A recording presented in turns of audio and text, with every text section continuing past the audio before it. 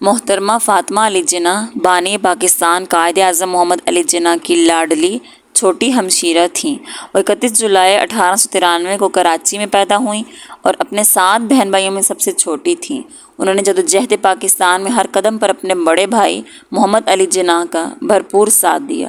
وہ ایک پڑھی لکھی باوقار شخصیت کی مالک تھیں اور پیشے کے اعتبار سے وہ ڈینٹل سرجن تھیں۔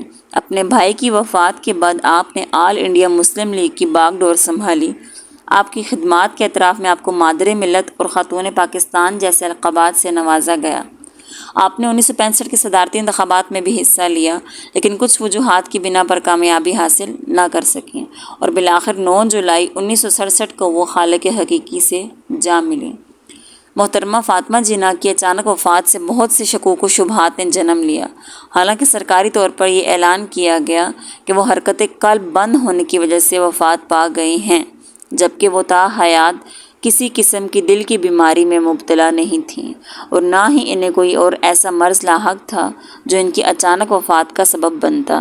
محترمہ فاطمہ جناح نے اپنی وفات سے چند گھنٹے قبل حیدرآباد دکن کے سابق وزیر اعظم میر لائق علی کی بیٹی کی شادی کی دعوت ولیمہ میں بھی شرکت کی۔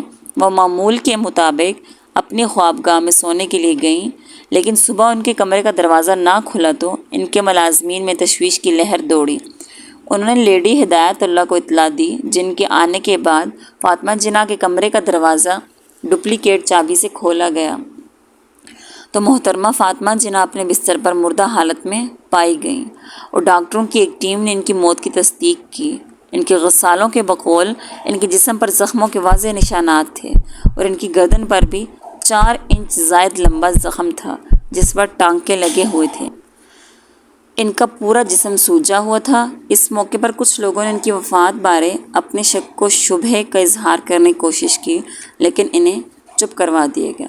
بعد ازاں 2003 میں ان کے بھتیجے اکبر پیر بھائی نے بھی ان کے قتل کی سازش کو دوبارہ موضوع بحث لانا چاہا، لیکن کوئی فائدہ نہ ہوا۔ ان کے قاتلوں کا آج تک کوئی پتہ نہ چل سکا کہ قوم کی اس ماں کے ساتھ کس نے گھناؤنا کھیل کھیلا۔ محترمہ فاطمہ جناح کو کراچی میں مزار قائد کے احاطے میں دفنایا گیا۔